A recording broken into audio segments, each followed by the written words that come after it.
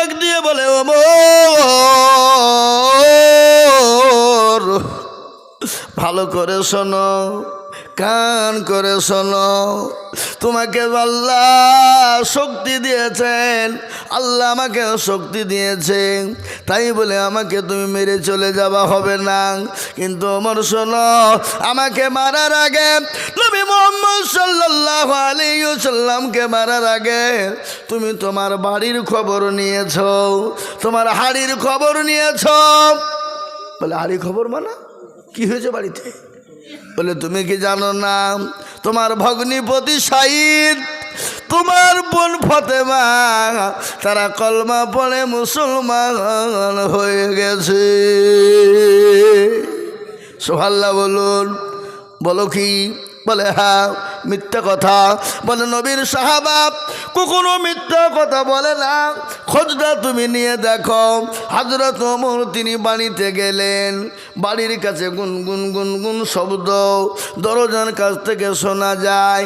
কি জানে বাড়ির ভিতরে গুনগুন গুনগুন শব্দ হয়, কিন্তু হযরত শহীদ এবং ওমরের বোনকে কোরআনে কারিমা শিক্ষা দিচ্ছিলেন যিনি, তিনি হলেন নবীর সাহাবা হযরতে খাব্বাব রাদিয়াল্লাহু তাআলা আনহু। হাদিসের মধ্যে এসেছে, হুজুর জানে, নবী বললেন খায়রুকুম মান তাআল্লামাল কুরআনা ওয়া আল্লামাহু, যারা কোরআন শিখে অপরকে শিক্ষা দেয় পৃথিবীর জমিনে তারা সব থেকে উত্তম ব্যক্তি, তারা সব থেকে দামি ব্যক্তি। ও মুসলমান, হযরত ওমরের গর্জন পেয়ে গেল, খাব্বাব ঘরের ভিতরে ঢুকে গেল। হযরত ওমরের ভগ্নিপতি, ভগ্নিপতি নাকি বলেন দোলা ভাই, হ্যাঁ এ মুসলমান ও দরদি, দরজার কাছে যখন গেল দরজা লাথি মেরেছে, দরজা খুলে গেল। শহীদের কলার কাটা চেপে ধরেছে, বলে শহীদ গো তোমরা নাকি আমাদের জানের দুশমন, আমাদের বাপ দাদার ধর্ম নষ্ট করে দেয়। ওই মুহাম্মদ তার ধর্মকে তোমরা পালন করেছ, কেন পালন করলে? কেন কলমা পড়ে মুসলমান হলে মুছো? বলে কখনোই মুছব না। বেদম পিটুরি শুরু হয়ে গেল, একের পর এক মার শুরু হয়ে গেল। বিবি আর সহ্য করতে পারে না, স্বামীর গায়ে মার পড়বে, বিবি দাঁড়িয়ে থাকতে পারে না। পারে গজরে বলুন পারে? পারবে না। দৌড়তে দৌড়তে বিবি স্বামীর গায়ের ওপর পড়ে গেল, বিবির উপরে মার শুরু হয়ে গেল। হযরত ওমরের বোন চুলকানা, ওমরের বোনের চুলকানা ওমর ধরে গালের ওপর দুটো থাপ্পড় দিল, মুখ পেটে রক্ত ঝরঝর করে ঝরে যায়। ওমর ডাক দিয়ে ওমরের বোন বলে ভাই তুমি যদি আমাকে মেরে মেরে মেরে মেরে শেষ করে দাও, এ কলমা পড়ে যে মজা পেয়েছি পৃথিবীর জমিনে এত শান্তি আর কিছুতে পাই নাই। সুবহানাল্লাহ বলুন, জোরে জোরে সুবহানাল্লাহ বলুন। কলমার মধ্যে কত মহব্বত আমি আপনাদেরকে শোনাই। একজন নবীর সাহাবা হযরত সালমান ফারিস, কি নাম জোরে বলুন? হযরত সালমান ফারিস, তিনি নবীর একজন সাহাবা। তিনি তো দুনিয়ার জমিনে সাহাবাদের ভিতরে বেশি দিন বেঁচে ছিলেন।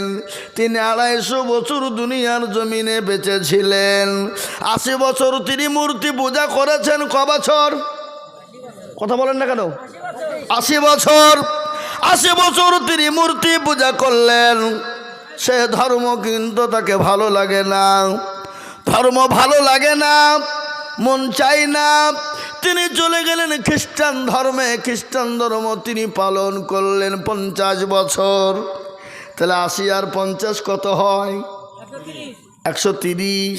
আপনারা রাগ করছেন নাকি? আপনাদেরকে জিজ্ঞাসা করছি বুঝলে? রাগ নাই তো? ওনারা মনে মনে করছেন যে এত মৌলবি বক্তব্য করলো, কেউ কিছু বললো না রে, কোন মৌলবিকে তুলি নিয়ে এলি রে, আমাদেরকে বিরক্ত করছে। এ বাবা কিছু বলতে গেলে তো কিছু শুনতে হবে, হবেন না কিনা জোরে বলুন? কিছু বলতে গেলে শুনতে হবে কিনা? কোনো ছেলে যদি কোনো মেয়েকে বলে আমি কি ভালোবাসি গো তোমাকে, তোমার লেগে জান দিয়ে দেবো। মেয়েটাকে ছেলেটা বলল, মেয়েটা চুপ করে থাকলো, ভালোবাসা হবে নাকি? মেয়েটা তো বলবো আমিও তোমাকে ভালোবাসি, তবে তো প্রেম জমবে নাকি? এ বাবা, আমি এক করে থেকে বলবার আপনারা চুপ করে শুনবেন, কোনো কাজ হবে। আপনারা একটু হা করবেন, এখন গভীর রজনী, এ রাত্রিতে আল্লাহ দরবারে দোয়া কবল হবে ইনশাল্লাহ। বলুন কবল হবে। হযরত সালমানে ফারিস তিনি 120 বছর তিনি অন্য ধর্ম পালন করলেন, ভালো লাগে না। তিনি বললেন আমাকে সন্তান করতে হবে, সব থেকে ভালো ধর্ম কোনটা, যে ধর্মটা পালন করলে শান্তি পাওয়া যাবে, যে জিনিসটা পড়লে শান্তি পাওয়া যাবে। খ্রিস্টানের কাছে গেলেন, খ্রিস্টানের পাদ্রী ডাক দিয়ে বলেন সালমান তুমি তো ভালো মানুষ, তুমি তো ভদ্র মানুষ, আমি তোমাকে বলি তুমি 80 বছর মূর্তি পূজা করেছ, আর 50 বছর ধরে তুমি খ্রিস্টানদের পাদ্রী সঙ্গে থেকে তুমি খ্রিস্টানি ধর্ম পালন করেছ, শান্তি পাও নাই? বলেন না। তাহলে আমি তোমাকে একটা কথা বলে শোনো, কিন্তু কোনোদিন কাউকে তুমি বলবা না, যদি কাউকে তুমি বলে দাও আমাকে হত্যা করে ফেলবে, মেরে দিবে। বলে পৃথিবীর জমিনে এমন একজন মানুষের আবির্ভাব হবে, এমন একজন নবীর আবির্ভাব হবে, তিনি হলেন ইসলাম দরদি নবী, তিনি হলেন কলমাওয়ালা নবী, তিনার কলমা লা ইলাহা ইল্লাল্লাহ মুহাম্মাদুর রাসূলুল্লাহ পড়বে, তোমার দিল ঠান্ডা হয়ে যাবে, সেটা হলো সত্য ধর্ম। কিন্তু সালমান কোনোদিন কোনো কাউকে বলবা না, আমি তোমাকে বলেছি এটা কেউ যদি জেনে ফেলে তাহলে আমাকে হত্যা করে ফেলবে, আমাকে মেরে ফেলবে। হযরত সালমান ফারিস ডাক দিয়ে বলেন পাদ্রীজি আমি কোথায় পাবো সে ধর্ম, কোথায় পাবো সেই মানুষটিকে, কোথায় পাবো সেই নবীকে, কোথায় পাবো?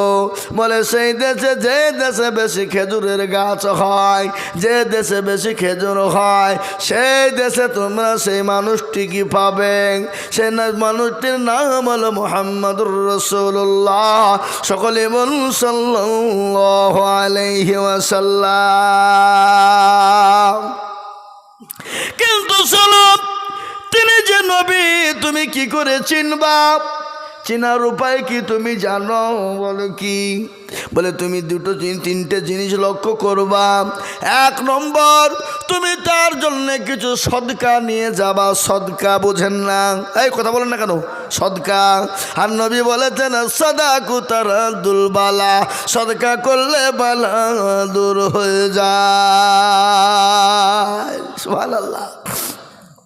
বলে সদকা নিবা, কিন্তু সে তো সদকা গ্রহণ করবে না। তিনি যদি নবী হয় তিনি সদকা নিবে না, সদকা তিনি নিবেন না, সদকা গ্রহণ করবে না।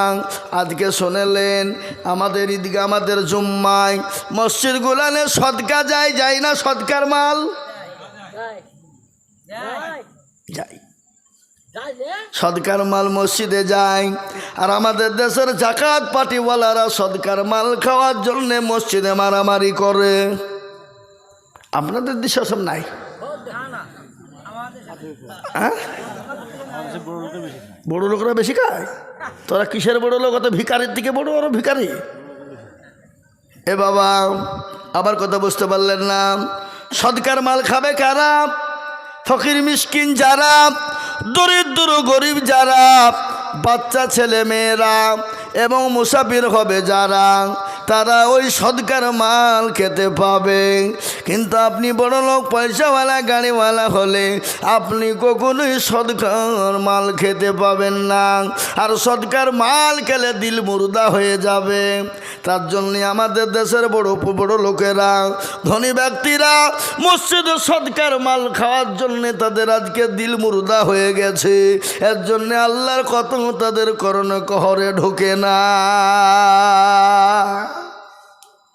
বুঝতে পারলেন না? সদকা সর্বপ্রথম নবীকে সদকা দিবা, তিনি যদি নবী হন সদকা দিবে না। দ্বিতীয় নম্বর হলো তাকে হাদিয়া নিয়ে যে দিবা, তিনি যদি হাদিয়াটা গ্রহণ করে নেয় তাহলে জানবা সে নবী। 2 নম্বর 3 নম্বর হলো বিশ্ব নবীর বগলের নিচে দেখবে একটা মোহরের নবুয়াত আছে কিনা, দেখবে একটা মোহরের নবুয়াত আছে। ওই মোহরের নবুয়াতটা কোনো নবীর ছিল না, যেটা হলো আল্লাহ নবী শেষ জামানার নবীকে দেওয়া হয়েছিল। ওই মোহরের নবুয়াতটা কি, যেটাকে বলা হয় আজকে আমাদের দেশে সিসি ক্যামেরা। কি ক্যামেরা? আপনাদের গ্রামে না এসব নাকি আছে? সিসি ক্যামেরা, যেটাকে বেআইন ক্যামেরা বলা হয়। কি ক্যামেরা জোরে বলুন? যেটাকে বেআইন ক্যামেরা বলা হয়। ওই সিসি ক্যামেরা আবির্ভাব কোথা থেকে হলো?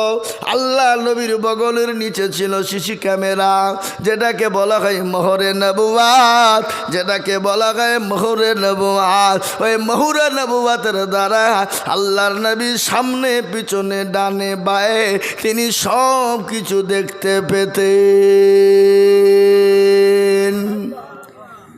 আল্লাহু আকবার বলে না গো, যে কোন দেশের লোকেরা গো? হ্যাঁ, ওটাকে বলা হয় সিসি ক্যামেরা, যেটাকে বলা হয় বেআইন ক্যামেরা, যেটাকে বলা হয় ও মুসলমান মোহরে নবুয়াত। ওই মোহরে নবুয়াত থেকে আজকে সিসি ক্যামেরার আবির্ভাব হয়েছে। অত মত লয়, আজকে সিসি ক্যামেরা কোথা থেকে হলো? ওখান থেকে আবির্ভাব হয়েছে। আজকে বিজ্ঞানীরা প্রমাণ করেছে বিশ্বনবীর থিওরি, বিশ্বনবী যেটা করে গেছেন, যেটা বলে গেছেন, সেটা আজকে আপনার কথাতে কথাতে পক্ষান্তর আজকে প্রমাণ হয়ে যাচ্ছে। সুবহানাল্লাহ বলুন। হ্যাঁ মুসলমান, সুবহানাল্লাহ বললে মুখটা ব্যথা হয়, কিন্তু শুনেলেন সুবহানাল্লাহি ওয়া বিহামদিহি সুবহানাল্লাহিল আযীম। বুখারী শরীফের শেষ হাদিস, আল্লাহর নবী বললেন পৃথিবীর জমিনে এমন একটা বাক্য আছে জবানে হালকা কিন্তু তার ওজন বড় ভারী, যে ভাষাটা হলো সুবহানাল্লাহি ওয়া বিহামদিহি সুবহানাল্লাহিল আযীম। আযীম মানে বড়, আযীম মানে বড়, আযীম মানে বড়। যেমন পৃথিবীর জমিনে সব থেকে বড় গুনাহ কি? কথা বলেন তো ভাই, আপনারা দেখি কে পারবেন বলতে? পৃথিবীর জমিনে সব থেকে বড় গুনাহ কি? কে বলতে পারবেন বলুন দেখি?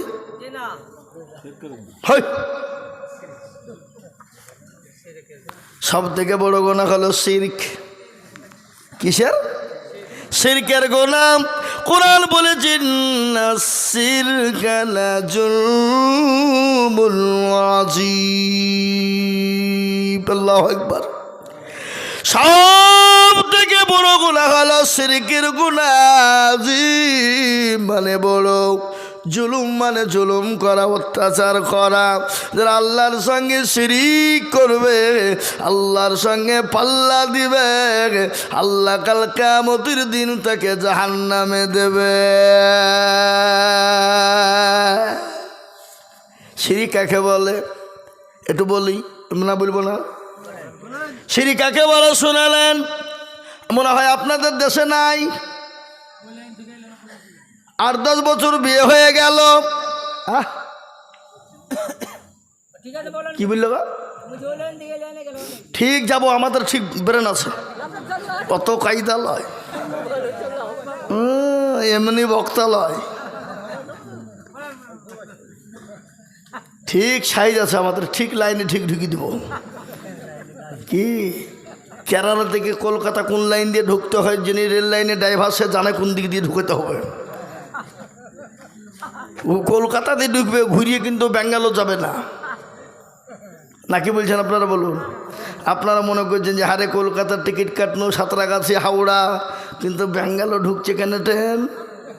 কিন্তু ড্রাইভার ঠিক দিকেই ঢুকাবে, কিন্তু যারা ড্রাইভার হয় তারা ঠিক দিকেই যাবে। কিন্তু শোনেন, আমরা যেদিকেই যাই আমাদের নেটওয়ার্ক তো বেশি, নেটওয়ার্ক আমাদের বেশি। ভুদা, হাস, Docomo, Airtel, Tata, Aircel, BSNL নাকি গো, হ্যাঁ, কত নেবেন? বিভিন্ন রকমের টাওয়ার আমাদের ব্রেনে, কিন্তু এক জায়গাতে গিয়ে কিন্তু দাঁড়াবে, ঠিক না বেটি জোরে বলুন? কিন্তু আপনি ভোদাতে লাগিয়েছেন, আর যদি মনে করেন জিওতে চালাবো চলবে, কিন্তু আমরা ঠিক লাইনে চালাচ্ছি। জিও চলছে এখন, জিওর লাইনে যে ঠিক জিওতেই ফেরাবো, চিন্তা নাই। মনে মনে করছে হুজুর আবার কোন লাইনে চলে গেল রে, আমি ঠিক সাইজে ভিড়িয়ে দেবো, টেনশন আপনাদেরকে করতে হবে না, টেনশন তো আমার, নাকি বুঝেন আপনারা বলুন? একটু জিকির করুন তো গভীরাতে লা ইলাহা, জোরে।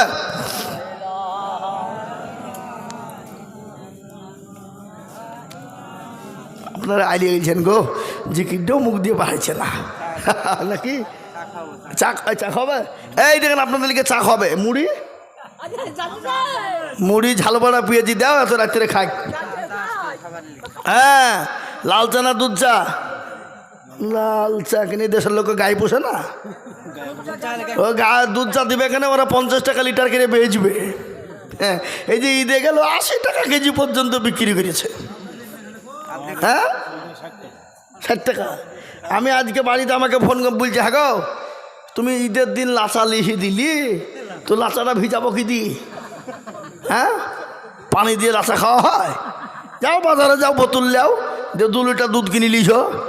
আমি যেহেতু ভারী ঝামেলা ফেলে দিল আমাকে, লাই ওসব পারবো না আমি, খাইলে খাও না থাকি, তো দাও তাহলে। তুমি যখন বলছো তখন আমার বিটি বলছে ওসব কিছু বুঝিনি, তুমি লোকের বাড়ি যাচ্ছ আর ভালো মন্দ খাচ্ছ, আর আমাদের বলতে পারনি। হ্যাঁ, যাও তাদের নিয়ে যাও। আমাদের যাক বিটির কথা শুনতে হবে, না হইলে আবার বিপদ। বিটিকে বলে তাহলে মা নিয়ে এসো, বোতলটা দাও। বোতলটা নিয়ে গেলাম, 2 লিটার লিখে দিল। বাবা একেবারে আরাম করে বলছে, কেউ বলছে ক্ষীর খাবো, কেউ বলছে পায়েস খাবো, কেউ বলছে চা খাবো, লেধিনি কোন জ্বালা।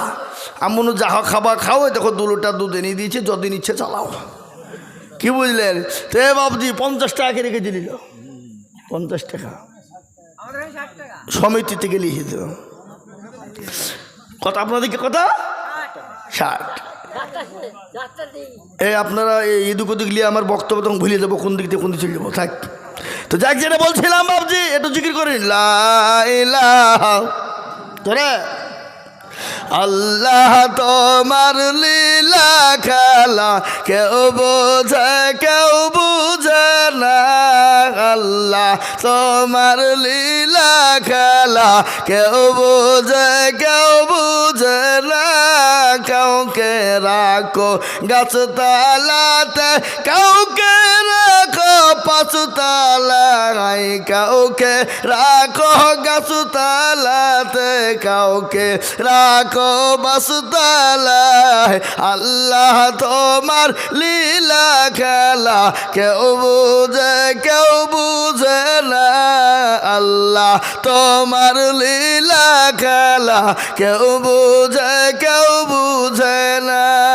লা ইলাহা, পড়ুন পড়ুন, লা ইলাহা ইল্লাল্লাহ, লা ইলাহা ইল্লাল্লাহু মুহাম্মাদুর রাসূলুল্লাহ। হে মুসলমান, দরদি আমার ভাইরা, আল্লাহ ওয়ালা নবীর প্রেমিকেরা, সালমান ফারিস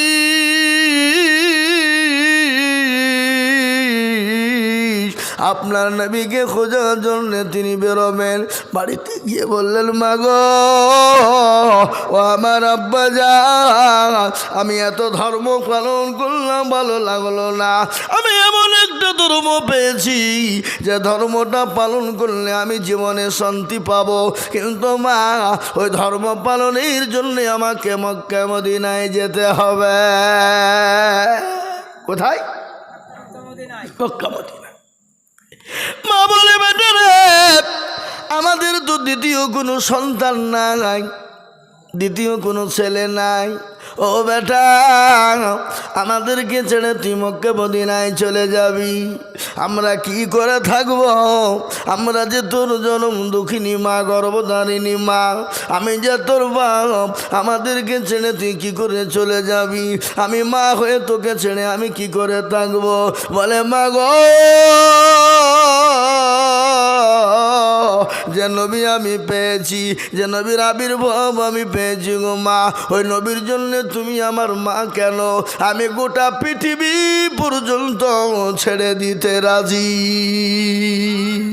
হাদিসের মধ্যে এসেছে, লা ইউমিনু আহাদুকুম হাত্তা আকুনা হাব্বা ইলাই মিন ওয়ালিদিহি ওয়া ওয়ালাদিহি ওয়ান নাসি আজমাইন।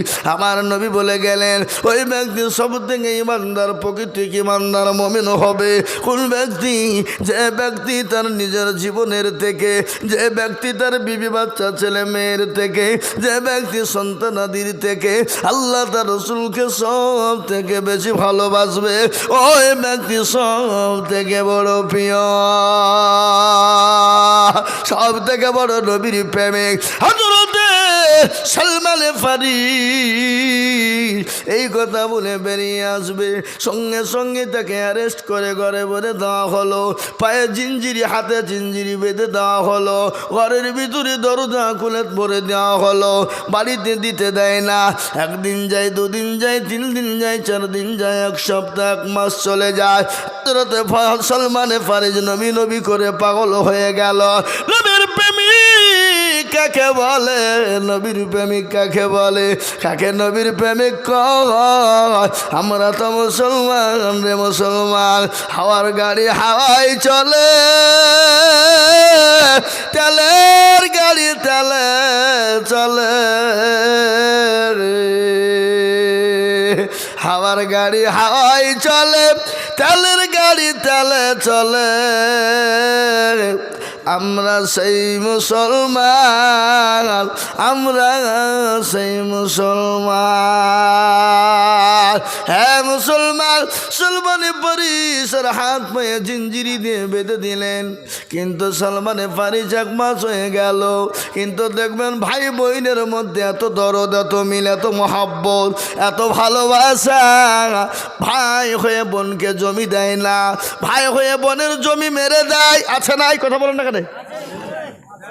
ভাই হয়ে জমি বোনকে জমি দেয় না, ভাই হয়ে জমিকে বাপ মার কাছ থেকে ভুগিয়ে লিখে নেয়, বোনকে ফাঁকি দেয়, ভাইকে ফাঁকি দেয়। ও মুসলমান, ঠিক রাখো ঈমান, ইসলামের বাতি ডুবায় না, ইসলামের বাতি ডুবিয়ে দিলে হবে না। এই তাড়াতাড়ি করো, তাড়াতাড়ি করো, দেরি করে আমি একটু দম লিলি। চা দাও। হ্যাঁ, আমি চা খাবো না। হ্যাঁ এ মুসলমান ভাইরা আমার, বাবা জীবনেরা, আল্লাহ পানি পানি পানি, আমি কিন্তু বেশি বলবো না।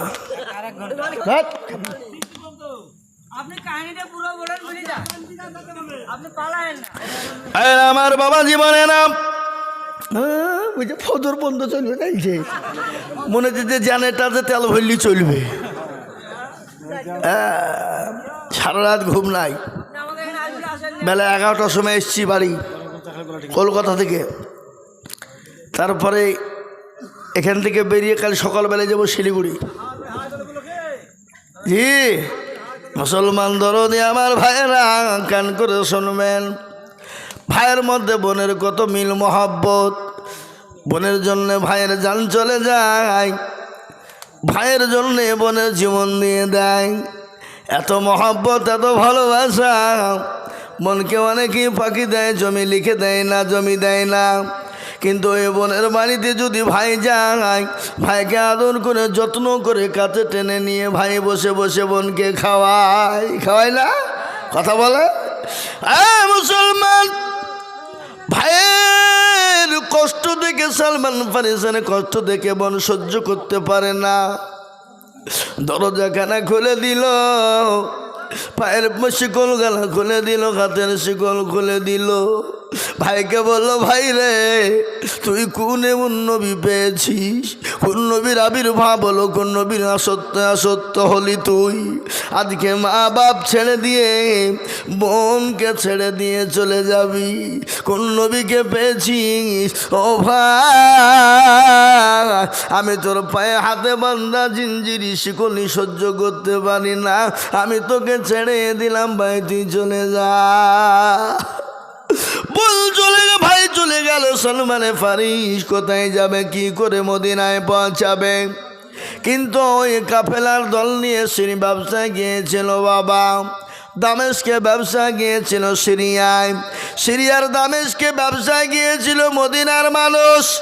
মদিনার মানুষের কাছে আপনারাকে তুলে দেওয়া হলো, হযরতে সালমানে ফারিসকে তুলে দেওয়া হলো।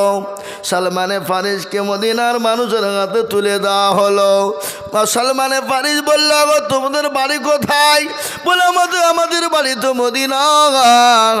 বলে মদিনায় মানে যে দেশে আল্লাহর নবী আছে, যে দেশে নবী মুহাম্মদকে পাওয়া যায়, যে দেশে ভালো মানুষটাকে পাওয়া যায়, যে নবীর দিকে চারার দিকে তাকালে গুনাহ মাপ হয়ে যায়, সেই দেশে নাকি তোমাদের বাড়ি। বলে হ্যাঁ, আমাকে তোমরা নবীর কাছে পৌঁছে দাও, তার বিনিময়ে তোমরা যা কিছু নিবে তোমাদেরকে দেব,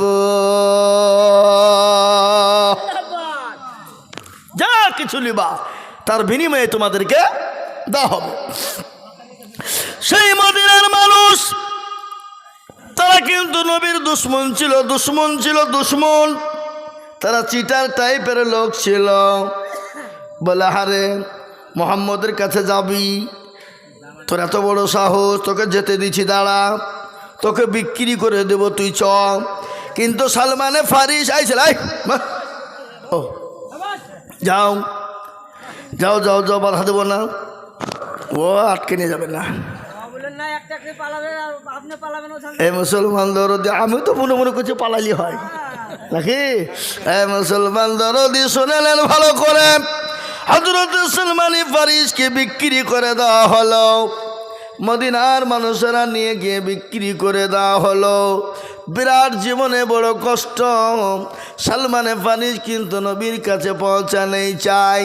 মরুভূমি প্রান্তর দিয়ে এলেন, মরুভূমি পার হয়ে এলেন, মদিনায় তাকে বিক্রি করে দেওয়া হলো। হযরত সালমানে ফারিস এত লম্বা চওড়া সুন্দর ছেলে, অতীব সুন্দর দেখতে, চেহারাবান, লম্বা চওড়া। হযরত সালমানকে বিক্রি করে দেওয়া হলো। তিনি বললেন, মদিনার মানুষ, তোমাদেরকে ভালোবেসে মহব্বত করে নবীর সঙ্গে নবীর কাছে যাওয়ার জন্য বলেছিলাম, আজকে তোমরা আমাকে খেতে দাওনি, গোটা রাস্তায় কষ্ট দিতে দিতে এনেছো, তারপরে আমার কাছে যা ছিল তোমরা কেড়ে নিয়েছো, তারপরে আমাকে নবীর কাছে তোমরা যেতে দিলে না, তোমরা আমাকে বিক্রি করে দিলে। হযরত সুলাইমান ফারিসকে বিক্রি করা হলো। সালমানে ফারিস তিনি ভালো মানুষ, কাজ করতে শুরু করলেন।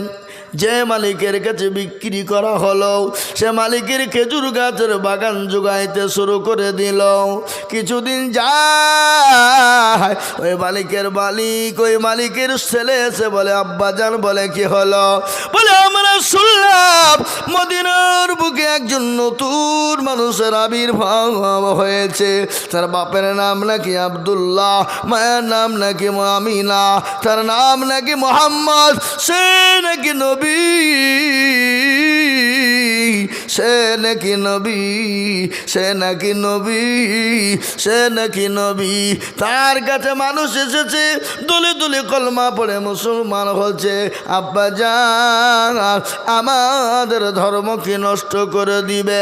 হযরতে সালমান ফারিস তিনি ওই মালিকের কাজ করছিলেন, খেজুর গাছের উপর তিনি উঠে গেলেন, খেজুর গাছের উপর তিনি উঠেছিলেন।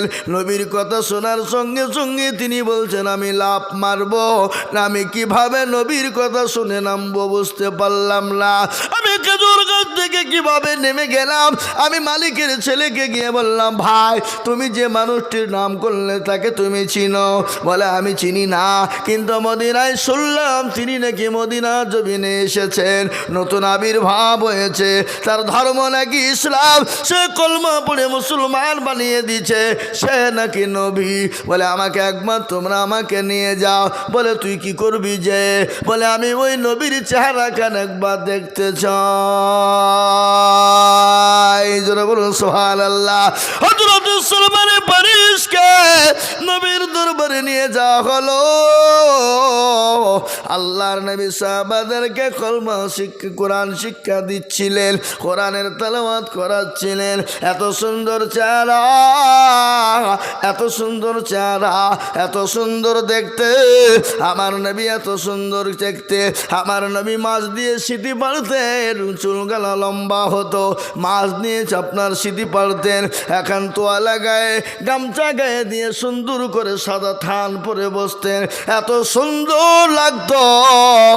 রাজা তার বাদশাহ, রাজা তার সিংহাসনে যত না বসলে ভালো লাগে, আমার নবীকে তার থেকে বেশি ভালো লাগতো। এরা সুবহানাল্লাহ জোরে বলে না গো। মুসলমান, বিশ্ব নবী চেহারা আল্লাহ এত সুন্দর করেছিলেন। হযরত ইউসুফ আলাইহিস সালামের ঘটনা আপনারা সকলেই জানেন। ইউসুফ নবীর চেহারা দেখে জুলাইখা পাগল হয়েছিল কিনা জোরে বলুন। মিসর আজিজের বিবি, বাদশার বিবি জুলাইখা পাগল হয়ে গেল, পাগল হয়ে গেল। হযরত ইউসুফকে বারংবার খামচাতে যায়, বারংবার ধরতে যায়, তিনি ধরে ফেললেন। তার জন্য ইউসুফ নবীকে জেল পর্যন্ত খাটতে হয়েছে। হয়েছে কিনা জোরে বলুন। হে মুসলমান, বড় কাহিনী। হযরত ইউসুফ নবী আলাইহিস সালামের প্রেমে পাগল হয়ে যায়। এ বাবা, প্রেমে মজিলে মন কিবা হারি কিবা ঢোম, ঠিক না জোরে বলুন। প্রীতে মজিলে বল, এমনি লয়। এ বাবা, হযরত ইউসুফ নবী আলাইহিস সালামকে পাগলের জন্য পাগলের মতো ভালোবাসতে লাগলেন। মিশরের মেয়েরা বলল, জুলাইখা তোর মতো বেহায়া লীলজ্জ নারী মিশরের জমিনে নয়। বলে কেন গো? বলে তোর বাড়ির গোলাম, আজকে গোলামকে দেখে তুই পাগল হয়ে গেলি। তুই যে বাদশার বিবি, আর তোর বাড়ির গোলামকে দেখে তুই পাগল হয়ে গেলি। ও জুলাইখা, তোর মতো বেগাই কেউ নাই। কিন্তু জুলাইখা সমস্ত মিশরের নারীদেরকে হুকুম দিলেন, দাওয়াত দিলেন। দাওয়াত বুঝেন না? আজকে যেমন আপনারা আমাকে দাওয়াত দিয়েছেন, দিয়েছেন না দেননি? যদি আপনারা দাওয়াত না দিতেন আসতাম না। কিন্তু আল্লাহ কার কথায় রুজে রাখে। আমার আজকের জালসা হলো বেলডাঙ্গায় কাটাগাছিতে। আমি ইচ্ছে করে ওখানে যাইনি, ওরা আমাকে লাস্টে দিবে তার লাগে। তো এইখানে এসে দেখছি লাস্টে। মসজিদের কি ভুল করলো বলো?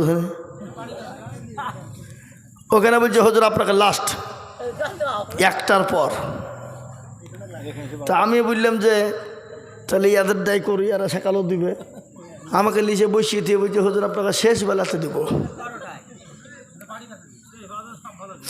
এ বাবা, এ মুসলমান দরদি আল্লাহওয়ালা, জুলাইখার জন্য সমস্ত মহিলাদেরকে যে আপদ দিলেন, আমন্ত্রণ করলেন, নিমন্ত্রণ দিলেন, দাওয়াত দিলেন, ইনভাইট করলেন। কতগুলা কথা গো? হ্যাঁ, একটা কথায় কতগুলো কথা হয়? হয় না, হয় না? কথা বলেন। সমস্ত মিশরের নারীরা এলেন, আসার পরে জুলাইখা হল ঘরের মধ্যে ভরে দিলেন। আর প্রত্যেকটা নারীর হাতে একটা করে আপেল। আপেল বোঝেন না আপনারা? হ্যাঁ, আপেল চিনেন আপনারা? ও বেচেন, তাহলে খান না। আল্লাহ আকবার। আমার বাড়িতে যাইয়েন, খাওয়াবো। মুসলমান দরদি, একটা করে আপেল দেওয়া হলো মেয়েদের হাতে, দেওয়া হলো মেয়েদের হাতে, একটা করে ছুরি দেওয়া হলো, চাকু। বলে আমরা ইউসুফ নবীকে তোমাদের সামনে দেখাবো, এক ঝলক দেখাবো, 1 সেকেন্ড থেকে 2 সেকেন্ড। মিশরের নারীদের সামনে ইউসুফ নবীকে আনা হলো, 1 থেকে 2 সেকেন্ড দেখানো হলো।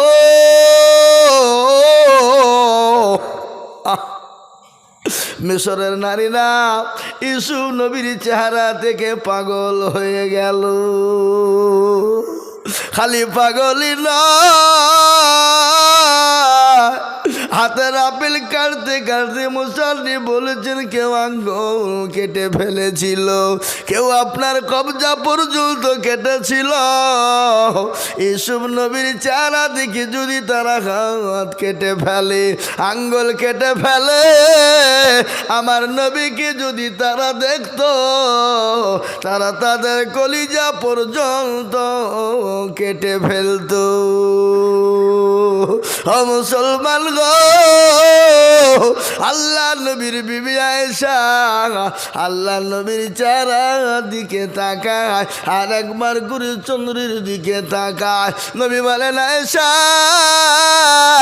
তুমি আমার চেহারার দিকে তাকাও, আবার চন্দ্রের দিকে তুমি তাকাও, কি ব্যাপার বলো? বলে নবী গো, আমি চেহারার দিকে আপনার তাকাই এবং চন্দ্রের দিকে তাকাই, আমি দেখলাম চন্দ্রের দিকে নক্ষত্র আপনার চেহারার ভিতরে বেশি।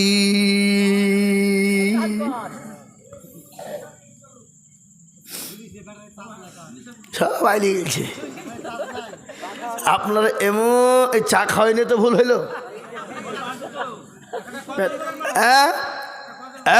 মুসলমান, এত সুন্দর কথা হয়েছে বা গজব? আমার ভাইয়েরা, আল্লাহওয়ালা দিনওয়ালা, ভালো করে শুনবেন কথাগুলা। আমি আপনাদের একটা গল্প বলিনি, বিশ্ব নবীর চেহারা, বিশ্ব নবীর আখলাক, বিশ্ব নবীর চরিত্র, বিশ্ব নবীর ব্যবহার, বিশ্ব নবীর কালচার কি ছিল আমি আপনাদেরকে শোনাই। আল্লাহর কোরআন বললেন, লাকাদ কানা লাকুম ফি রাসূলিল্লাহি উসওয়াতুন হাসানা। হাসানা মানে ভালো, হাসানা মানে ভালো।